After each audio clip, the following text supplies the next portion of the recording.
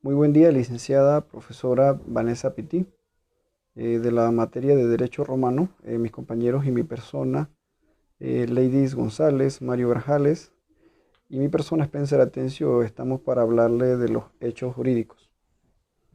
Para definir los hechos jurídicos, si bien es cierto, no existía una teoría como tal del derecho en Roma, toda vez que el derecho en Roma era más que nada por acciones. Y acciones en el derecho son todas las, si bien es cierto, pues es toda la acción del hombre o la naturaleza que puede ser captada por los sentidos de dos clases de hechos.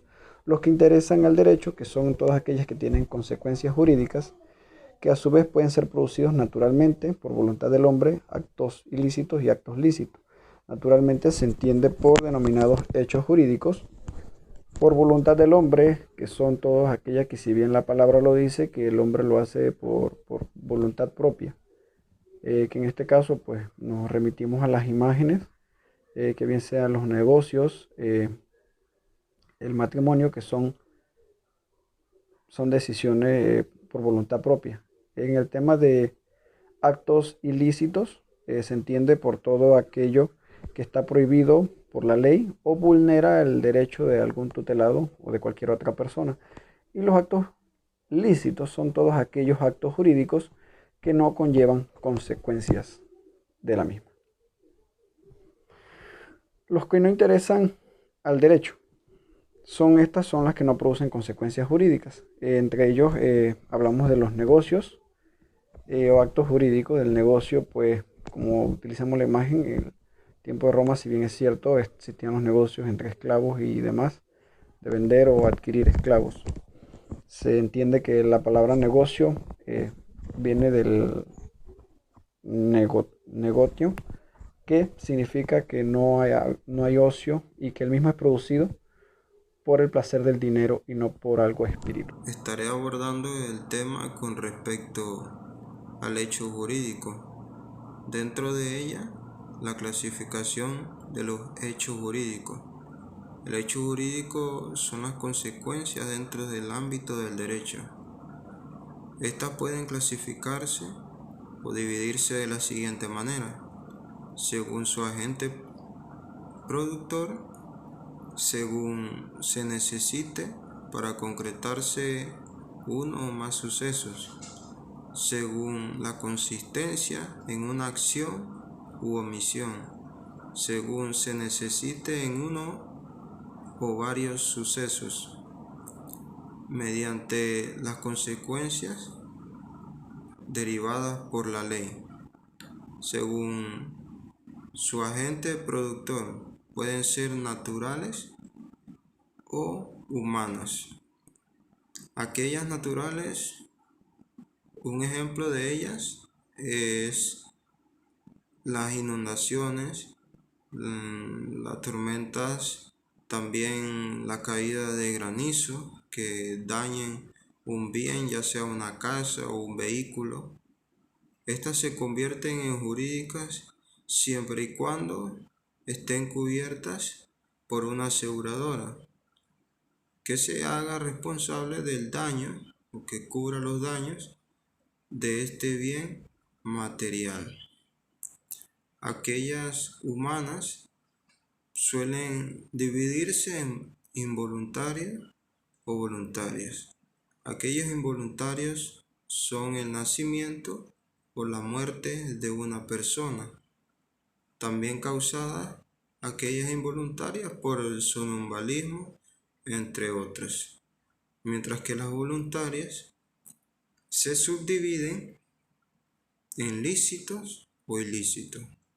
Aquellas lícitas pueden ser la contratación o la firma de un contrato de una persona o la promulgación de una ley, mientras que los ilícitos son aquellos, pueden ser una estafa, un robo, un hurto, un homicidio, aquellos por delito o cuasi delito. Para culminar, haré mención de las cosas que pueden estar fuera del comercio. Estas pueden ser o se hace mención según su derecho divino, según su religión, según sus cosas santas o según derecho humano. Como uno de los puntos que forma parte del derecho subjetivo están los elementos del hecho jurídico. Estos elementos se pueden dividir de la siguiente manera. 1. Elementos esenciales. 2. Elementos naturales. Y 3. Elementos accidentales o de modalidades. Ahora bien, definiré cada una de las anteriores. Los elementos esenciales también son conocidos de existencia. Estos son aquellos de prioridad que de no presentarse en un acto jurídico no se podría llevar a cabo, ya que el fin de ellos es concretar la negociación, distinguiéndose por ello de los demás actos. Ahora bien, le menciono algunos de los puntos esenciales de validez en este elemento, como lo son: el sujeto. El sujeto es el actor o los actores principales que hayan cometido el hecho. El objeto. El objeto es la materia o el tema que de a voluntad del sujeto se comprometen a entregar o hacer. La causa. La causa vendría siendo el final de los contratos.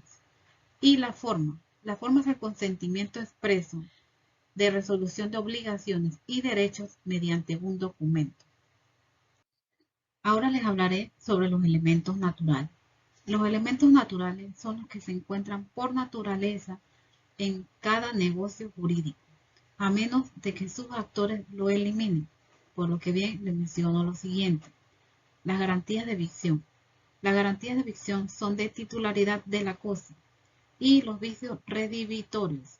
Estos son los vicios ocultos de la cosa. Como uno de los últimos elementos del hecho jurídico está el elemento accidental o de modalidad. Estos elementos ya existían, o a menos que sean introducidos por voluntad de ambas partes en el acto jurídico en ejercicio de su autonomía, siempre y cuando no afecte la validez de estos actos. Ahora menciono algunos de los puntos que forman los elementos accidentales, como lo son la condición.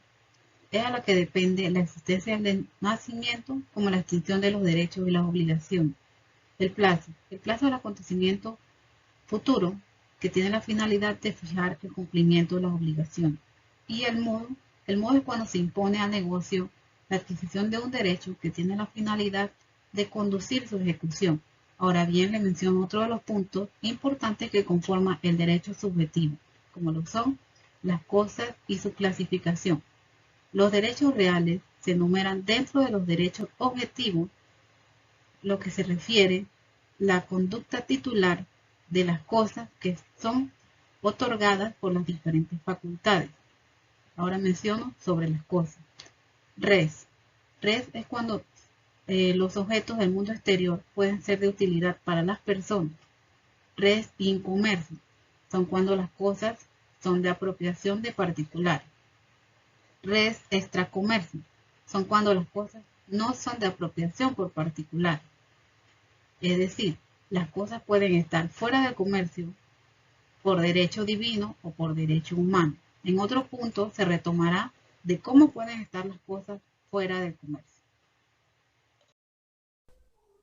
Adicional, podemos hablar de cómo están las cosas. Las cosas pueden estar dentro del comercio. Pueden ser apropiados por particulares y también pueden ser cosas de uso común, res común, en ejemplo, el aire, agua y costa del mar.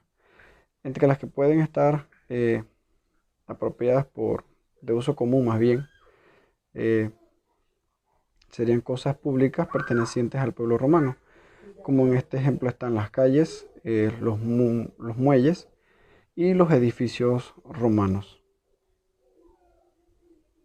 Antigua clasificación, res mancipi, que significaba que había un contrato verbal. Incluían terrenos, cosas de Roma, que estaban dentro del suelo itálico y se adquieren mediante acto solemne, que como bien lo había dicho es el acto verbal. Y res mancipi, que quiere decir que no existía contrato verbal, en él estaban las cosas de poco valor y no había ningún acto solemne en sí. Esto de la antigua clasificación. Eh, en nombre de todo el grupo, profesora, estamos infinitamente agradecidos por los conocimientos impartidos por su persona.